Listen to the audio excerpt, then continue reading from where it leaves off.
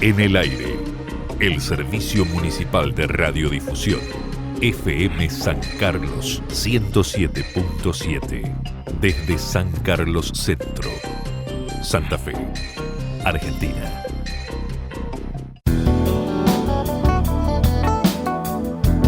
Buenos días, estamos acompañándolos nuevamente en Reflexiones en la Casa Común. Esta vez nos vamos a dirigir a avanzar acerca de un tema que resulta muy interesante, sobre todo como microemprendimiento, que es la producción de hongos. Estuvimos en contacto vía telefónica con Fernando Porcel, que es un joven productor de gírgolas de la ciudad de Esperanza y que también está ahora trasladándose a Arroyo Leyes para realizar esta tarea. Quisiera que compartamos esta charla y además la invitación que él nos formula a una reunión de capacitación sobre el tema producción de hongos.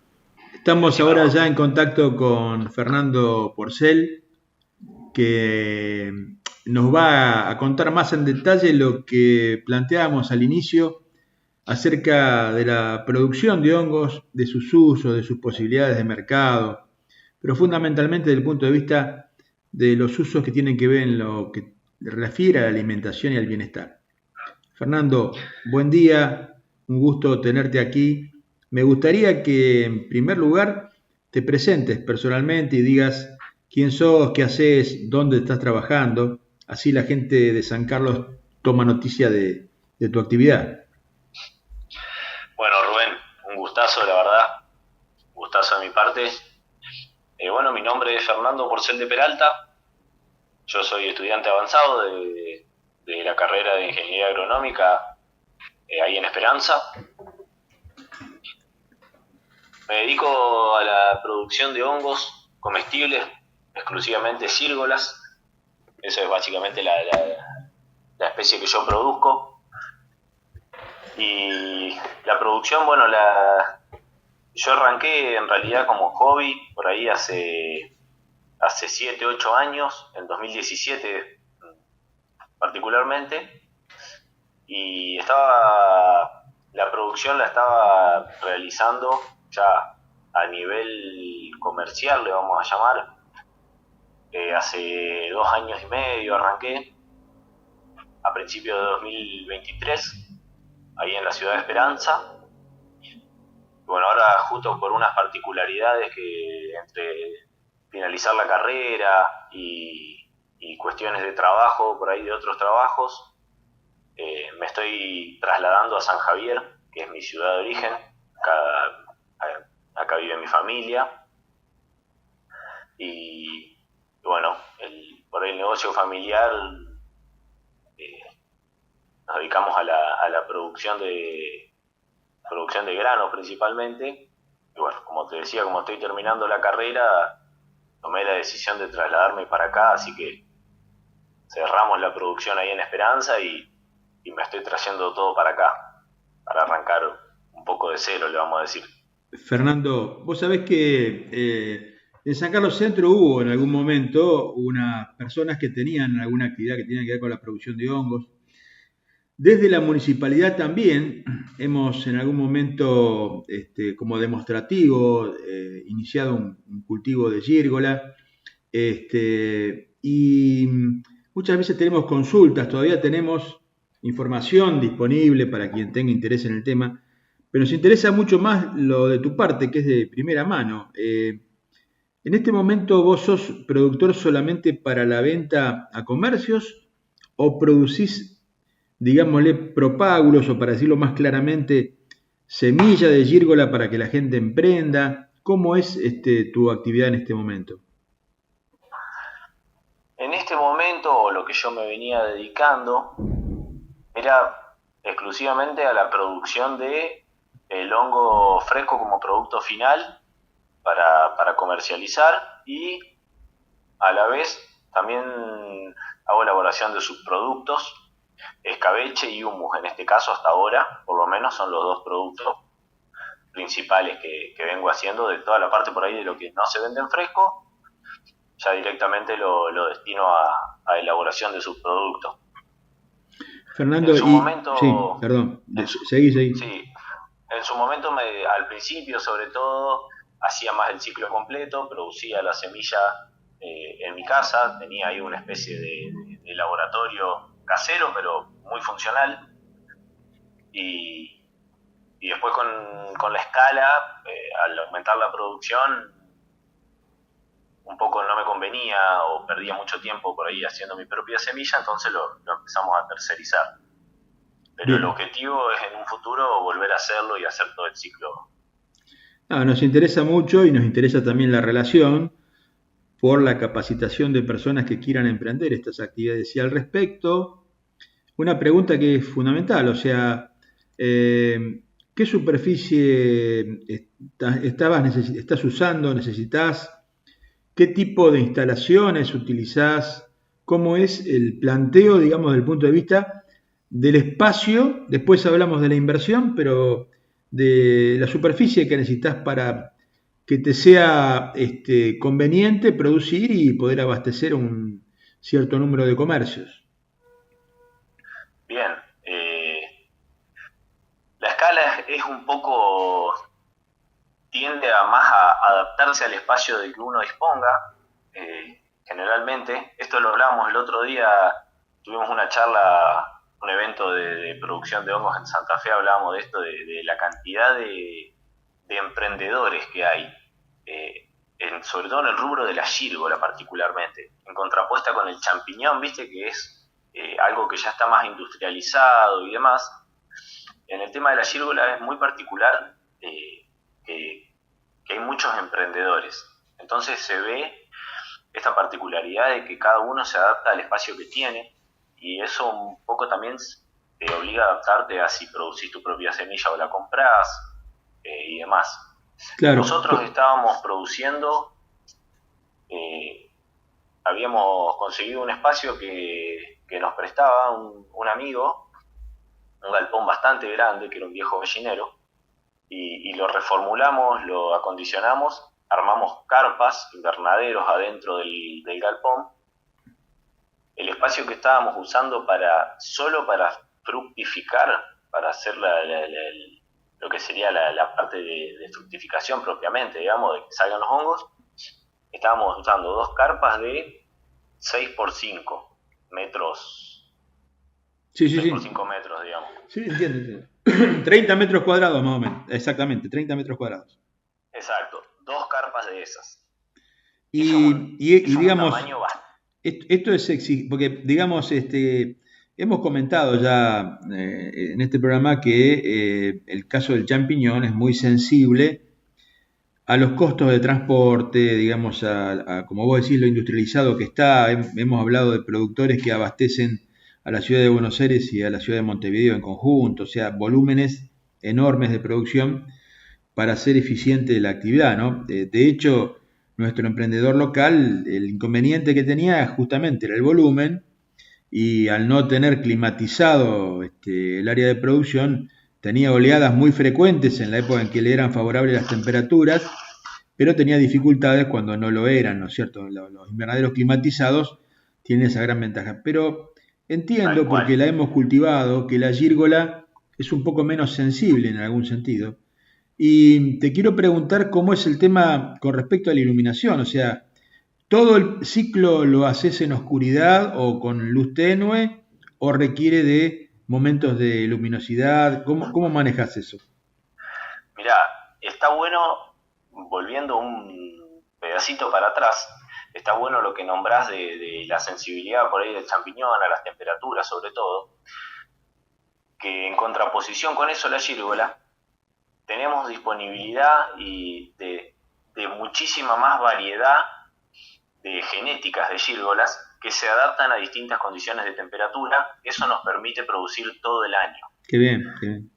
A diferencia por el champiñón, que sí te exige tener un área o un lugar climatizado constantemente. La gírgola tiene una capacidad de adaptación no propia de la gírgola, digamos, de que la misma gírgola va a salir si hace frío o si hace calor, sino que hay diferentes variedades que se pueden ir sembrando a lo largo del año apuntando a la época en la que se va a fructificar y cosechar, en definitiva. Entonces eso es una gran ventaja, la versatilidad que tiene esta especie. Qué interesante. Y escúchame, ¿cómo es en grandes trazos el sistema de cultivo, la metodología de cultivo? ¿Sobre Bien. qué sustrato trabajás? Digamos, ¿cómo manejás los tiempos, los ciclos del hongo? El sustrato por excelencia es la paja de trigo. Y en segundo lugar, aunque yo no lo probé, pero entiendo que la paja de arroz también da muy buenos resultados, pero te diría que el clásico y que no falla es la paja de trigo. A eso cuando estamos hablando de una producción comercial, sobre todo por la disponibilidad, más en la zona que estamos nosotros, que es una zona de gran producción de trigo. También obviamente después en términos ya de cultivos caseros, se puede usar en realidad cualquier materia vegetal que sea de similares características, como pasto seco o hasta virutas de madera, pero cualquier residuo vegetal que no sea predescompuesto entiendo. Puede funcionar. ¿Y debe ser esterilizada o se puede utilizar sin ese proceso? Para el sustrato final, en lo que respecta a la producción, yo personalmente recomiendo la pasteurización, aunque se puede usar la esterilización. La pasteurización, aparte de ser más barata principalmente y que aporta mayor comodidad, la pasteurización nos permite que en el proceso sobrevivan microorganismos que después son beneficiosos para el crecimiento de la gírgola, principalmente porque inhiben o limitan el crecimiento de ciertos contaminantes y no limitan el crecimiento de la gírgola propiamente. Entonces es un proceso mucho más efectivo la pasteurización y que aparte que es mucho menos costoso porque te permite hacerlo en grandes volúmenes sin tanta inversión. Que por ejemplo, ¿cómo lo haces? ¿Lo utilizás caldera, tambores? ¿De qué manera te manejas? Nosotros lo hacíamos con el modelo clásico de pasteurización por vapor en tachos de lata con quemadores, un fondo con agua, con una rejilla donde después se depositan adentro las bolsas ya con el sustrato preparado e hidratado y se hacía una pasteurización así por vapor durante 6 horas. Otro método que se suele ver también es el de inmersión en agua, por ahí con temperatura, o inmersión alcalina, que también se usa, que también da buenos resultados, pero a mi criterio el más cómodo y económico termina resultando la pasteurización por vapor. Bien, eso ya me va dando una idea también de cuál debe ser la radicación del emprendimiento, porque obviamente estarían un poquito complicadas las condiciones en la zona urbana, debiera ser en zona rural o zona suburbana para poder recurrir a estos métodos, ¿no es cierto? Sí, más que por el método, te diría por la disponibilidad del sustrato, el hecho de llegar, lo más clásico es usar rollos de trigo y por ahí estar en el medio de la ciudad es más complicado, no solo que llegue el rollo hasta el lugar, sino aparte de eso acopiarlo. Pero digo, el calentamiento de los tambores estos con la rejilla, ¿vos lo hacés a través de gas natural, con mecheros o lo hacés con leña? Lo hacíamos con gas de garrafa, porque particularmente en el lugar que estábamos no teníamos conexión de gas natural, pero se puede hacer con gas natural tranquilamente. Bien. No recomiendo tanto con leña por una cuestión de que es más inestable o variable la temperatura. La temperatura. Claro. Por ahí con el quemador, vos lo regulás, ya lo dejas reguladito y funciona todo parejo. Bien. Es un punto clave en la pasteurización para no tener picos de temperatura y que no termine generando como una pseudoesterilidad y ahí perdemos estos microorganismos benéficos de los que te hablaba en un principio. Te sigo escuchando, entonces el ciclo o el procedimiento, lo que vos puedas transmitir para que la gente se forme una idea, digamos, rápida de cómo es el ciclo de cultivo y de última, si querés contarnos también un poco los tiempos, ¿no? Bien, sí, está bueno, está bueno. Lo podemos dividir en dos partes, bien como hoy mencionabas, la parte de la producción de semilla, por un lado, y la parte de producción de hongos propiamente, de la seta, por otro. Me gusta dividirlo así porque es algo que se suele ver también, es algo muy común, que haya productores de semilla de micelio, por un lado, y productores de hongos por otro. Como era mi caso, partiendo de la base de ya teniendo la semilla, es lo que se puede hacer con una producción menos rigurosa, por así decirlo, que no te demanda tantas condiciones higiénicas y de laboratorio. Lo que se hace en cuanto, poniendo un poco en términos de tiempo, después de la inoculación del hongo, una vez que está el sustrato pasteurizado, se inocula con la semilla del hongo y eso se incuba en un proceso de oscuridad. La temperatura ideal es alrededor de los 24 grados, aunque puede ir desde los 20 hasta los 26, funciona bastante bien. Y ya no sería ideal pasar o llegar a los 30 grados, sobre todo porque favorece la proliferación de los contaminantes. Claro. Nos quedamos ahí con los 24 grados de promedio como temperatura ideal, en condiciones de oscuridad. Y ahí en primer lugar, lográs el establecimiento del micelio en el sustrato que vos has preparado con paja de trigo.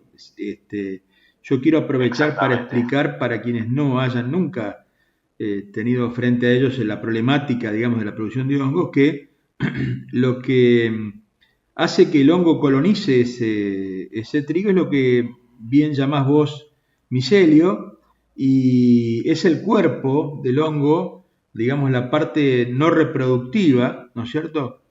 Y que en realidad lo que usamos como alimento y lo que reconocemos como hongo en realidad es la etapa reproductiva, que es la que seguramente vos ahora vas a explicar cómo se induce.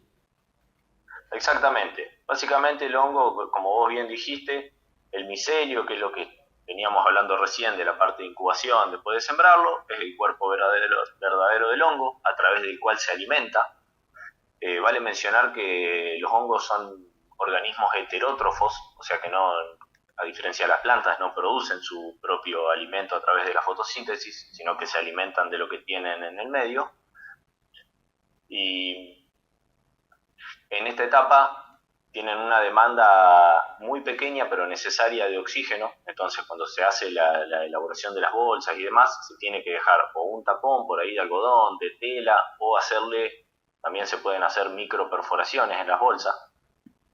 Una vez que el hongo colonizó y ya está la bolsa completamente ocupada por el hongo, que se ve de un aspecto blanco, claro. Como bien decía una buena conocida, es de un color blanco hermoso, es bien blanco. Por ahí si notamos de otro color, un poco más opaco, demás, ya es como para permitirnos a la duda. Claro. Una vez que esto está logrado, la inducción del hongo se da principalmente por condiciones de aireación. Lo que se hace es se le practican unos cortes a la bolsa, entonces el hongo detecta lo que en la naturaleza sería como una rajadura del árbol, porque este tipo de hongo se alimenta de troncos de árboles principalmente. Entonces lo que el hongo detecta es como que llegó al exterior. Claro.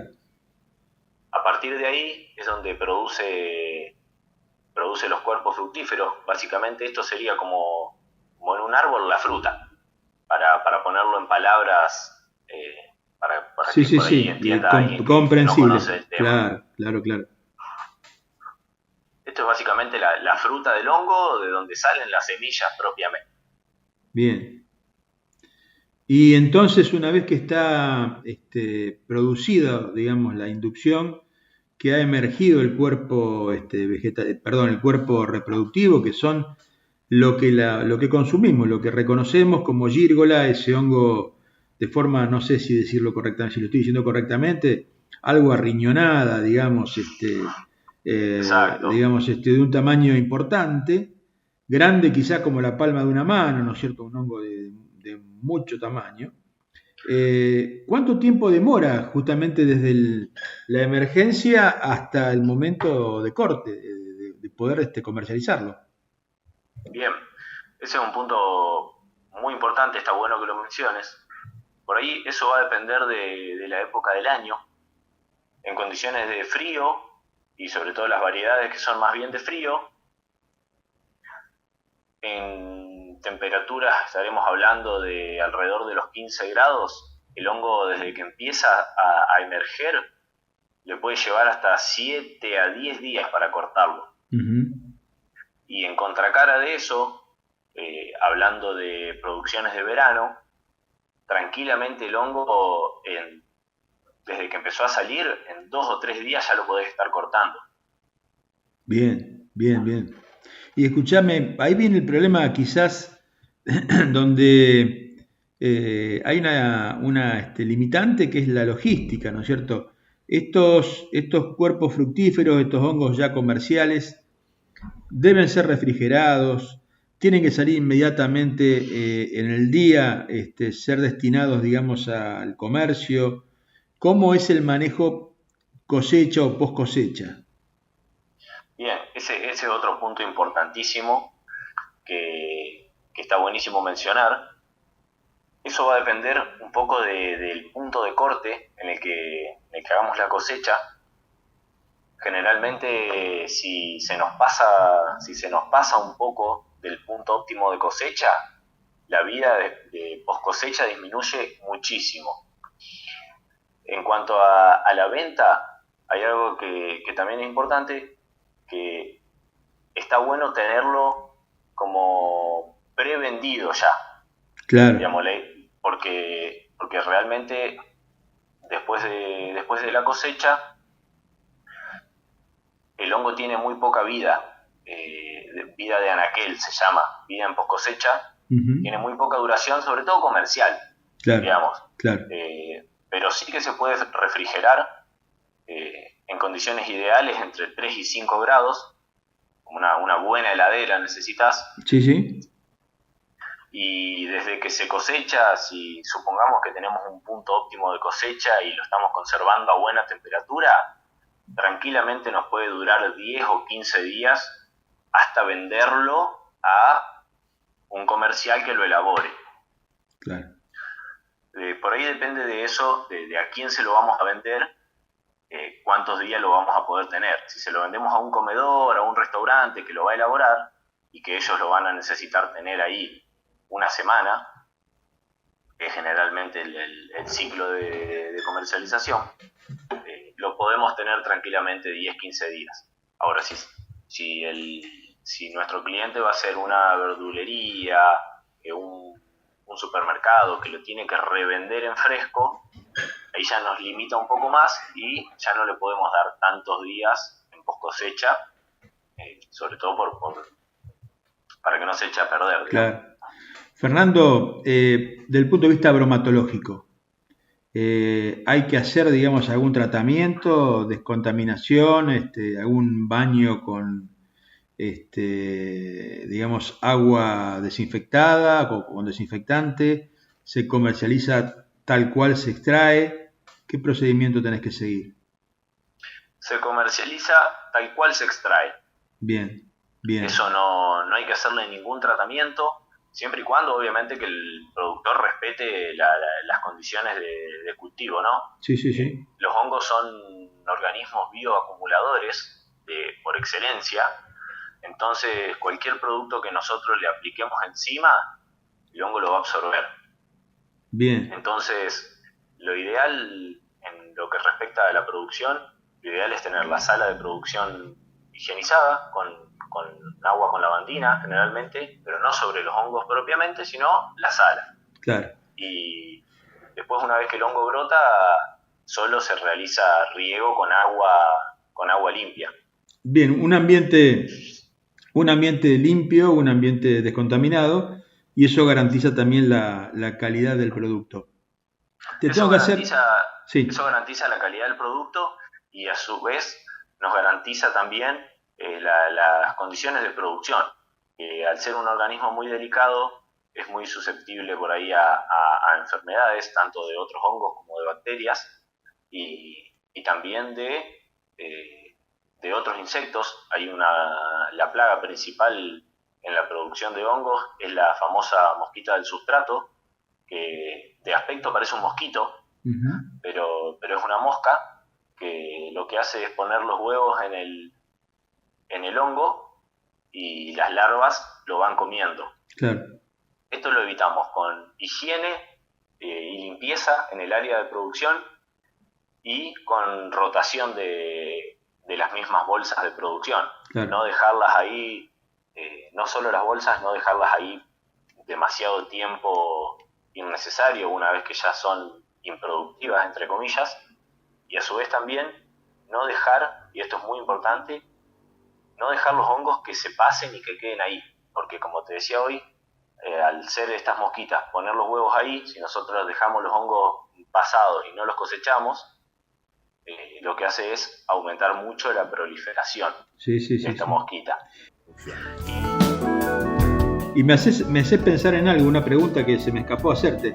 ¿Cuántas oleadas, o sea, cuántas cosechas podés hacer de una bolsa de sustrato? Lo clásico es hacer hasta 3 oleadas.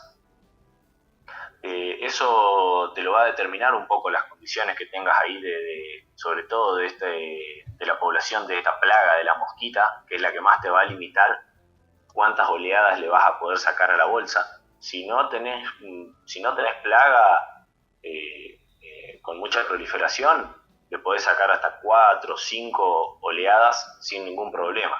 Claro. Y eso también un poco depende del sustrato. Sí.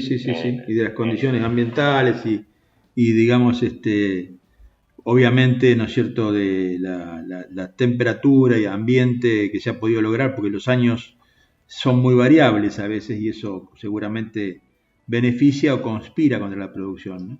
Exactamente. Te tengo hablando hace mucho rato. Yo sé que quizá la charla sea un poquito larga, pero te comento y le comento a la audiencia que este reportaje lo vamos a editar, entonces quizás lo escuchemos en 2 días, en 2 oportunidades diferentes, porque me interesa mucho que nos hables, primero desde el punto de vista del consumo, o sea, desde el punto de vista alimenticio, cuáles son las virtudes de este hongo en particular, y segundo, que nos hables un poco de las condiciones comerciales, o sea, cuánto es el valor de venta de este producto, cómo influyen sus costos, como para tener un pequeño panorama, porque te adelanto que lo que quisiéramos lograr es poder invitarte algún día. Nosotros tenemos un jardín botánico en San Carlos donde se dan capacitaciones de este tipo de cosas y tenemos un grupo de gente que se dedica a la autoproducción de alimentos.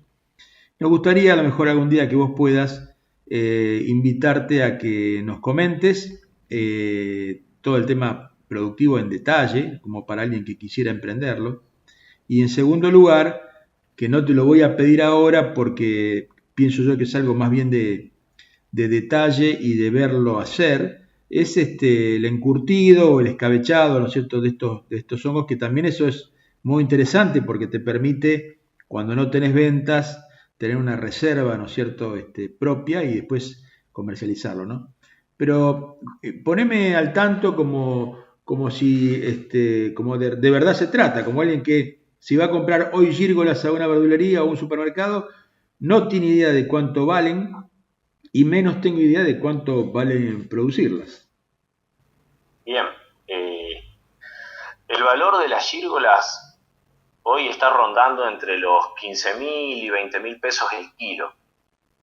Bien. Si bien es por ahí un alto valor, lo que tiene es que por ahí es difícil imaginarlo en términos de volumen. 1 kilo es un montón. Ese valor es el precio al consumidor. Ese valor puede llegar al consumidor, por ahí al consumidor hasta 25.000 se lo pueden llegar a cobrar, depende en dónde lo consiga. Claro. Claro. Bien, y de ese valor tomamos como referencia los 18.000, los 15.000 pesos de de valor de venta, ¿no es cierto? Como si fuese venta a un intermediario. ¿Cuánto tenés de costo? Y de costo, al ser algo que por ahí no está tan desarrollado y tan estudiado, los costos pueden llegar a depender mucho de cómo uno desarrolle el negocio, pero te lo comento en términos personales y lo que me pasó a mí, por lo menos, nuestro costo rondaba más o menos en los 7.000, 8.000 pesos el kilo de costo final. Bien, bien, eso bien. incluyendo la logística de transporte y demás, que también la hacíamos nosotros mismos. Exacto. Entendido. Y Fernando, ya como cierre, porque seguramente después te voy a mandar las preguntas que nos haga la gente que nos ha escuchado y la gente que tenga interés en la producción. ¿Con qué capital aproximadamente debe disponer? Dejemos de lado el tema instalaciones, que como vos bien ya explicaste, es una cuestión que se puede ordenar, digamos, en función de la construcción de invernaderos internos que tienen también su costo, ¿no es cierto?, pero que los vamos a considerar como una inversión a mediano plazo. Desde el punto de vista del dinero necesario para empezar esta actividad, para llegar a tener una producción que te permita un ingreso, si no principal, un ingreso supletorio de tus ingresos principales. ¿Cuánto capital se necesita para emprender?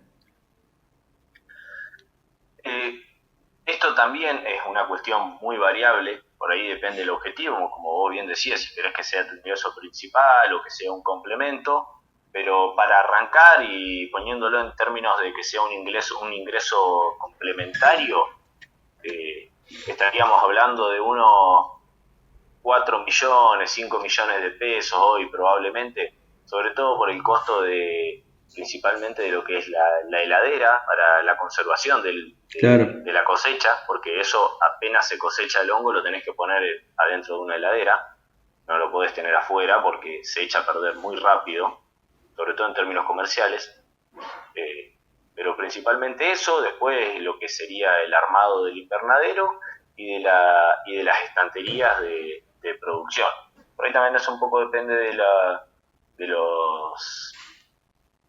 la forma que tenga de producir, pero a mi criterio en estanterías es lo más cómodo y estaríamos hablando de unos 100.000 pesos por estantería más o menos, y hablamos de 6 a 8 estanterías, así que entre eso y después insumos como bolsas, las semillas y demás, para arrancar como una producción objetivo a ingreso complementario, sí estaríamos hablando de unos 4 o 5 millones de pesos para arrancar. Bien, y una última duda, una última consulta. En el mercado, ¿no es cierto? El champiñón es bastante conocido, la gírgola lo mismo, y se habla mucho del shiitake. Desde el punto de vista, desde todo punto de vista, comercial, alimenticio, culinario, ¿por qué elegiste la gírgola y no las otras opciones más comunes, digamos? Porque hay muchas otras más, pero estas tres serían las más conocidas. Sí, particularmente son los tres más clásicos, sobre todo en términos culinarios y de producción. La elección de la gírgola vino principalmente por no querer por querer diferenciarme del champiñón, que es algo que ya es un clásico y que aparte está muy desarrollado, hay mucha competencia y el valor de comercialización es menor, sobre todo por el desarrollo que hay de esa industria, y aparte de que, como te comentaba hoy, yo al estar produciendo en Esperanza, no sé si todos sabrán, pero es muy cerquita, en San José, que queda ahí muy cerquita de Sauce Viejo, sí, por ahí, sí. hay una producción de champiñón muy grande, a muy gran escala, que está espectacular. La verdad que hay una industria ahí hermosa, y bueno, por ahí para no competir con eso, yo me quedé con la gírgola, y para también, y bueno, y por el hecho de no hacer shiitake, si bien lo intentamos en algún momento, la gírgola la podemos catalogar como la más rústica y versátil. Por lo que te comentaba hoy, esto de que por genéticas y variedades nos podemos adaptar a la producción todo el año. El shiitake está mucho más limitado en ese sentido. La producción principal es de otoño y después el resto del año es complejo producir, aparte de ser una especie mucho más sensible a contaminaciones y que requiere de sustratos más específicos, tratamientos más específicos. El shiitake no tolera muy bien la pasteurización, por ahí te demanda más esterilización. Entonces, si estábamos hablando de 4 millones o 5 millones para arrancar a producir gírgolas, si hablamos de shiitake, tendríamos que estar hablando de por lo menos 10, 12 millones de pesos. Bien, y siempre te digo que es la última pregunta, pero te prometo que esta es la última. No te quiero retener más tiempo. Gracias a tu generosidad de atendernos. No te pregunté cómo es de demandante respecto de la dedicación de tiempo del productor esta producción. Es otra muy buena pregunta. La demanda de tiempo, si bien te demanda estar prácticamente todos los días, sobre todo cuando estamos en condiciones de mayor temperatura, en verano y por ahí, que como te decía hoy, el hongo sale y en 2 o 3 días ya lo tenés que cosechar, sobre todo para que no se nos pase del punto óptimo. Eso te demanda estar todo el tiempo ahí, porque no es que vos sembrás y tenés un tiempo a cosecha específico, sino que una vez que vos tenés el ciclo armado, prácticamente cosechás todos los días. Claro. Entonces te demanda estar ahí. No son muchas horas, entonces por ahí esto, lo que te decía hoy de que hay muchos emprendedores y demás, porque si bien lo podés hacer como un ingreso principal, enmarca más en un ingreso complementario porque te permite trabajar de otra cosa. Claro. Fernando, desde 107.7, Servicio Municipal de Radiodifusión, desde lo personal, te agradezco mucho el tiempo y te dejo, digamos, la inquietud, o quizás ya si querés tomarlo como un pedido, de que vayamos viendo de poder encontrar en algún momento del año una oportunidad en que se te sea posible venir a explicarnos esto más en detalle, poder mostrarnos. Lamentablemente vos te estás mudando y estás rearmando la producción, si no hasta te diría que podríamos visitarte, pero incluso esa opción es válida si te instalás y comenzás a producir y te interesa que haya, digamos, otros productores que vayan asociándose al sistema. Nos gustaría mucho acercar a la gente que tiene la inquietud de producir, conociendo la actividad. Sabemos que es una actividad exigente en tiempo, pero no es una actividad que genere mucho desgaste físico, sino que permita a personas de toda edad llevarla adelante y puede ser una salida complementaria de ingresos. Y además, como siempre pasa, hay cosas que se consumen a veces muy poco o espaciadamente, pero cuando están disponibles localmente, el consumo, digamos, al haber disponibilidad, empieza a hacerse más frecuente, ¿no es cierto? Y la producción en pequeña escala, en una población, que te permita abastecer a la población en sí, a pequeñas poblaciones como es nuestra ciudad, que tiene alrededor de 15.000 habitantes, siempre es una alternativa factible para uno o más productores, ¿no? Así que te estoy muy agradecido por el tiempo que nos pudiste dar. Te dejo la pregunta para cuando vos te parezca que sea factible, y últimos minutos los que necesites, si querés agregar algún comentario a lo que ya gentilmente nos has hecho llegar. Bien, Rubén, bueno, desde ya te súper agradezco por interesarte y por comunicarte conmigo. A mí me encanta, la verdad que comunicar y estar en contacto con la gente me apasiona. Desde ya te digo que sí a las 2 cosas que me propusiste, tanto a cuando yo esté instalado acá y tenga todo armado, obviamente que son todos bienvenidos y recibidos a conocer y a participar, y también obviamente que estaría encantado de ir y hacerlo ahí de forma presencial también, obviamente, me encantaría. Ni bien ahora lo voy a ir planificando y nos mantenemos en contacto para llevarlo a cabo. Creo que lo vamos a concretar, no estamos tan lejos tampoco. Está bueno lo que haces mención de producciones a nivel local. Yo vivo acá en San Javier, no sé si conocés acá. Sí, he tenido gusto de estar varias veces ahí. Centro Norte de Santa Fe, también somos poco más de 20.000 habitantes, así que en eso estamos bastante parecidos. Fernando, más que agradecido, gracias por tu tiempo. Seguramente vamos a, como esta charla la vamos a, como te decía recién, a dividir en 2 episodios, digamos. Vamos a incluir en el primero esta invitación para que no se pase la fecha de convocatoria. Y bueno, en Bien. contacto, y un gran abrazo y mucho aprecio por tus palabras. Muchas gracias por haber sido tan abierto y sincero. Te agradezco muchísimo a vos también. Un gustazo, la verdad, que comunicarnos. Y bueno, desde ya también que si hay algún interesado, estás habilitado a compartir mi número de teléfono y demás. No tengo ningún problema en recibir consultas. Yo, mientras tenga tiempo, las respondo. Como te dije, a mí me encanta comunicar y estar en contacto con la gente, así que estoy abierto a todo tipo de consultas. Bueno, de nuevo, muchas gracias, Fernando. En el aire, el Servicio Municipal de Radiodifusión, FM San Carlos 107.7, desde San Carlos Centro, Santa Fe, Argentina.